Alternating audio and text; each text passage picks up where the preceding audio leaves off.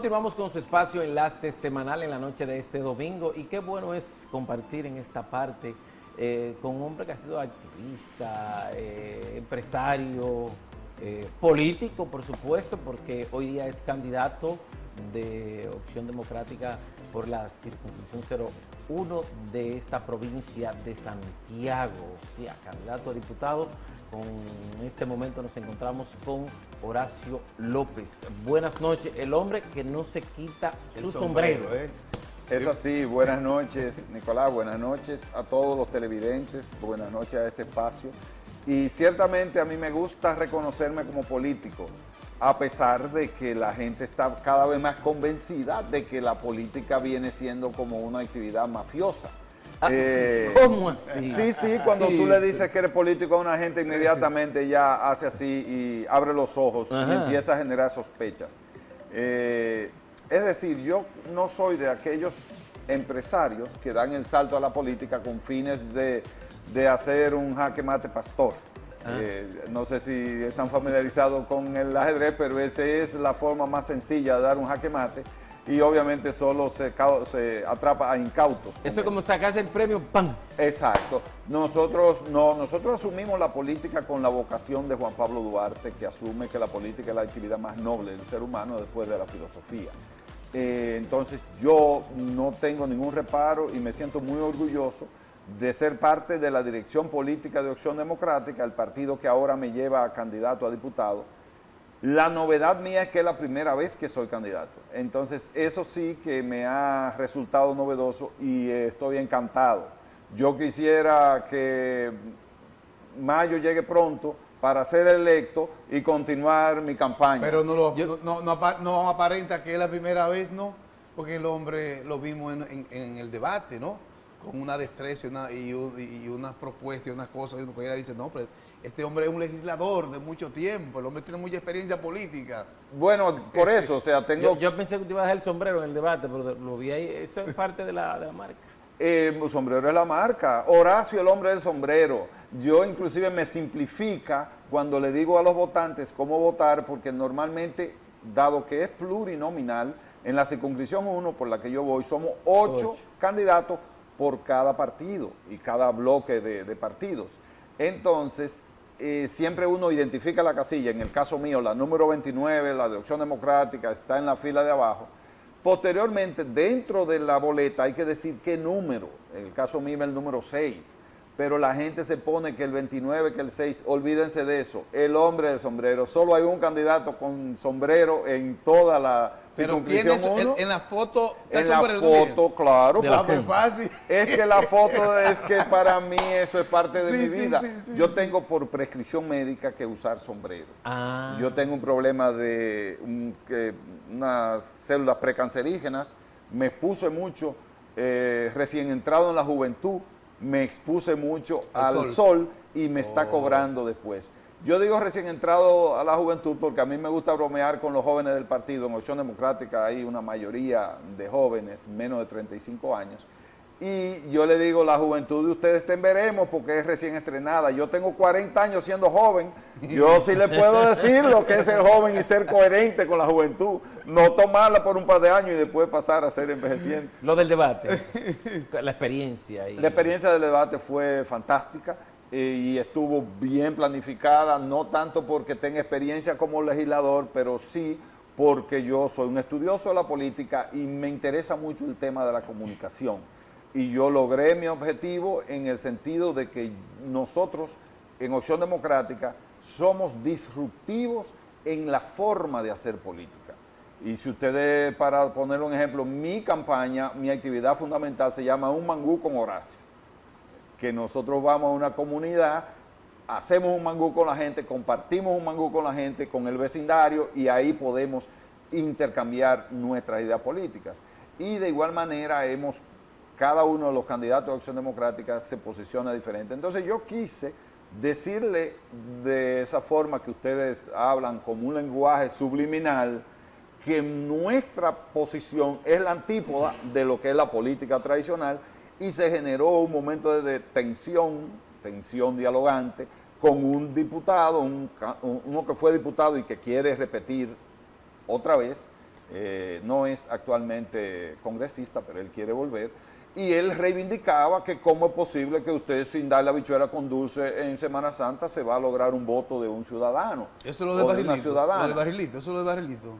Famosos planes sociales. Era dentro de la reivindicación del barrilito como un instrumento de trabajo.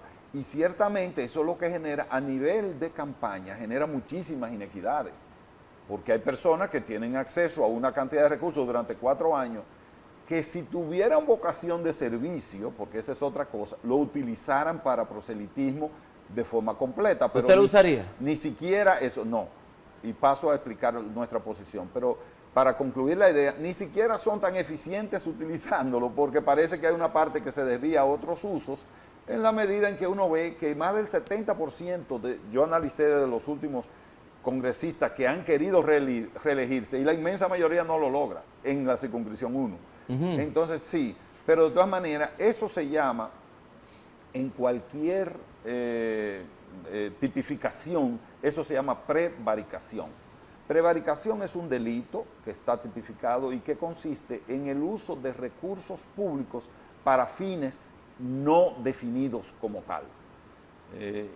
Pero el Congreso no es un plan social y no se fiscaliza, porque me han dicho que se fiscaliza. He escuchado. Bueno, es que lo he escuchado, pero yo no estoy ahí. Si uno ve lo que es las funciones de un legislador, que están establecidas en la Constitución, tú como funcionario no puedes asignarte funciones. Es la Constitución o la ley orgánica que rige tu ministerio y tu departamento la que define cuáles son tus funciones. Las funciones del legislador están claramente identificadas: representar, legislar y fiscalizar. No dice tener programas de asistencia. Y óyeme, las grandes necesidades dominicanas no pueden justificar eso, porque de ser así, cada vez que hay un tapón, un legislador tiene que ponerse a guiar el tránsito, porque si nosotros tenemos el mandato que nos autoasignamos de donde quiera que haya un problema, nosotros lo vamos a solucionar, pues perfectamente debemos de ir a tapar una tubería cuando la encontramos. ¿Y las rota. exoneraciones? La exoneración es peor.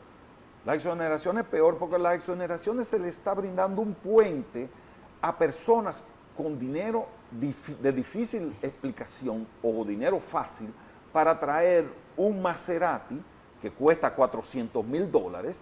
El Estado, más o menos, el impuesto de la primera placa y el impuesto al valor en que se paga, el total de impuestos de los vehículos equivale más o menos al costo del vehículo. Minuto más, minuto menos. Eso significa que un Bugliati que cuesta $400,000, $500,000, debe de pagar ese. ¿Y hay diputados que lo tienen? No, porque es tan vulgar el sistema que ellos se han aprobado, que lo que hacen es vender las exoneraciones que no tienen tope para que un narco o de un vocero o alguna persona hasta meritoria, pero bueno, igual lo compre para traer la exoneración. Y entonces, como se van a ahorrar $500,000 de impuestos, le dan $100,000 al diputado o a la diputada, y con eso, el diputado o la diputada entonces se compra un vehículo de $100,000. Entonces, con relación a esos dos puntos, ¿qué ustedes harían? No haríamos. O sea, habría una propuesta. José Horacio Rodríguez, diputado de Opción Democrática, ha hecho en este periodo que no ha tomado un centavo del barrilito y no ha tomado las exoneraciones. Usted, amigo televidente, que está después de este fin de semana, se prepara mañana lunes para ir a trabajar en su empresa, usted que trabaja en el departamento de contabilidad, en administración, que es vendedora, visitadora médico, usted sabe que tiene que endeudarse con $1 millón, con $600,000 para comprar un Sonata, para comprar un Kia, para comprar un carrito utilitario y pagarlo con miles de esfuerzos. Y yo, como diputado, me autoasigno, teniendo un salario que ronda el promedio consolidado en $300,000 mensuales, yo me autoasigno un vehículo exonerado. Eso es absoluta y sin límites. 2, porque parecería que nuestros congresistas lo que tienen es servicio de Uber o de concho, que necesitan cada 2 años un vehículo nuevo, y por eso se asignan 2 en un periodo de 4 años. Eso es vulgar, eso es inadmisible. Ningún legislador puede legislar para beneficiarse de manera directa. Entonces, Todos esos son sistemas que hay que desmontarlos. Vamos. Eso es absolutamente inexplicable, injustificable en una sociedad con tantas carencias como la nuestra y donde las personas tienen una imagen muy negativa del Congreso que desgraciadamente se alimenta con ese tipo de situaciones. Vamos a hablar de propuesta. ¿Qué propuesta tienen para Santiago? Bueno, para el país, porque el diputado legisla para el país, el legislador, y su partido, ¿no? Claro. Opción Democrática. ¿Cuáles son las propuestas Mira, hay una propuesta que es muy específica para Santiago y que la acabamos de poner a circular esta semana, que es una propuesta que le denominamos Foro Legislativo de Santiago.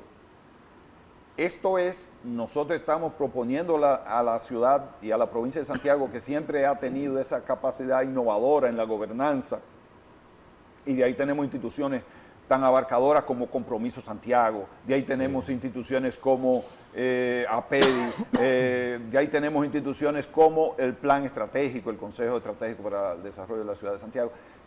O sea, instituciones pioneras en lo que es una gestión colectiva, que estas instituciones auspicien lo que hemos denominado un foro legislativo. ¿Qué es el foro legislativo de Santiago?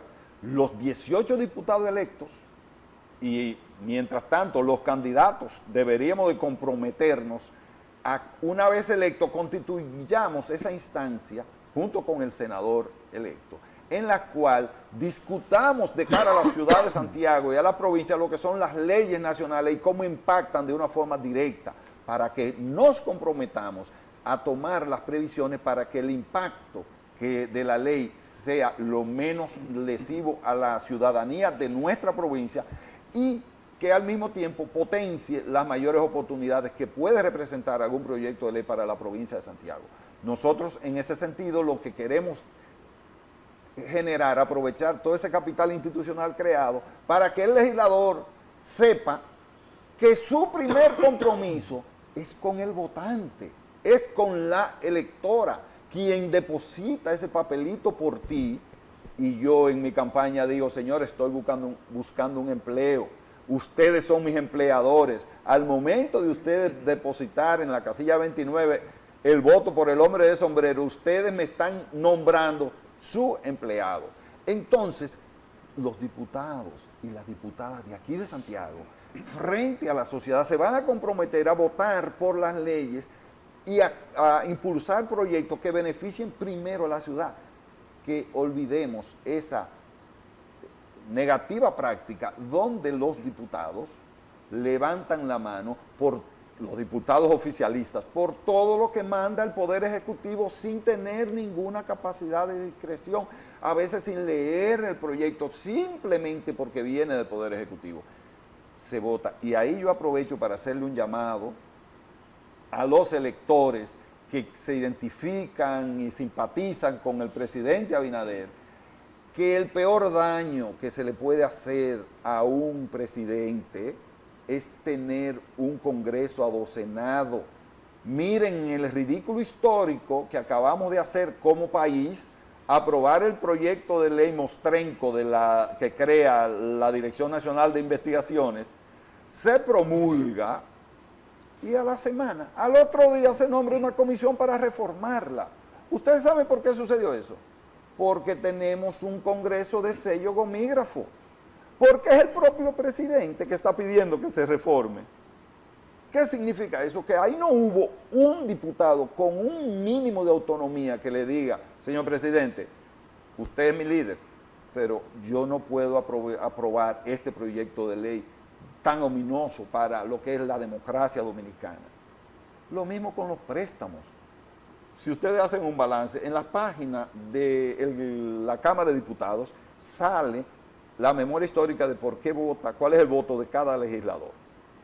Yo hice un ejercicio, como dicen ustedes los norteamericanos, random, al azar, de coger.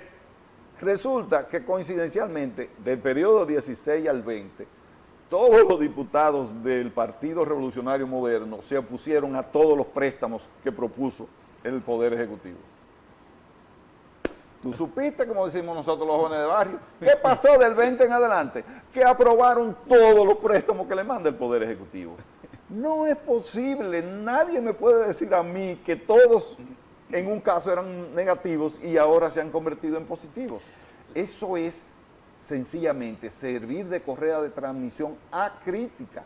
Y no es para eso que se elige el Congreso. El Congreso, en la democracia, desde que Montesquieu la definió, es el contrabalance del Poder Ejecutivo, porque recuerden que en la época histórica, en el pasado, veníamos de la monarquía, que el rey gobernaba con edictos, tiraba las leyes y nombraba a los jueces. Una sola persona era el soberano y recogía todo el poder del Estado. Eso no es la democracia. Me gustaría saber, Santiago, sin lugar a duda, está recibiendo inversión estatal, privada, se está transformando.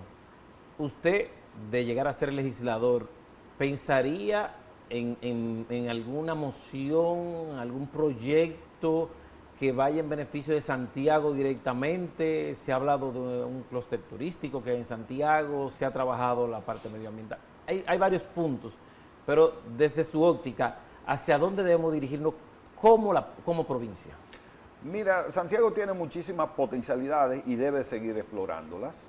Nosotros tenemos que tener la capacidad de que el parque de Zona Franca capture empresas que generen un mayor valor agregado a través del conocimiento y que logren sentirse atraídas no por el salario preferencial que tienen las zonas francas, sino porque están aprovechando todo el potencial y todos los recursos humanos y todo el hub logístico que se ha articulado alrededor de la ciudad de Santiago para poder venir aquí a invertir y poder pagar un salario más allá del salario mínimo de zona franca, que como sabemos es un salario deprimido.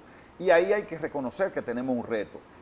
El Ministerio de Economía, Planificación y Desarrollo establece, no es Horacio López que hizo ese estudio, no es Opción Democrática que hizo ese estudio, que la región en la cual la cobertura que permite el salario mínimo de la canasta básica es menor.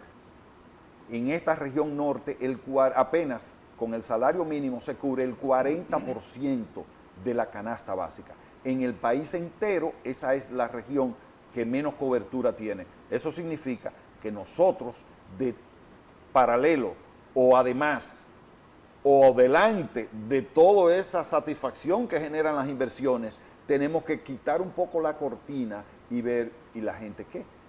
Entonces aquí nos tenemos que plantear seriamente un compromiso de ver cómo logramos que el salario promedio de la provincia, el salario mínimo, tenga un mayor incremento. A veces el salario promedio es un poco engañoso y si uno analiza el salario promedio en Santiago, el salario promedio no es de las regiones más baratas, más bajitas, pero eso también a veces tiene un sesgo porque los altos ejecutivos tienen buenos salarios y no necesariamente el salario mínimo que estamos generando de forma mayoritaria en la ciudad compensa eso. Es decir que ciertamente tenemos que estar orgullosos de lo que se ha generado en Santiago, pero tenemos que dar un paso más allá. A mí, por ejemplo, me hubiera gustado que hubiéramos terminado definitivamente la remodelación del Hospital Regional Cabral Ibáez, que tiene desde el 14, ya va a cumplir 10 años, y todavía hay una área que no ha sido intervenida. Todavía cuando llueve hay inundaciones en alguna de las áreas del hospital. ¿Y cómo es posible que el presidente haya dicho, cuando la primera visita a Santiago, no, antes de los 100 días terminamos esa obra y ahí no se ha hecho nada?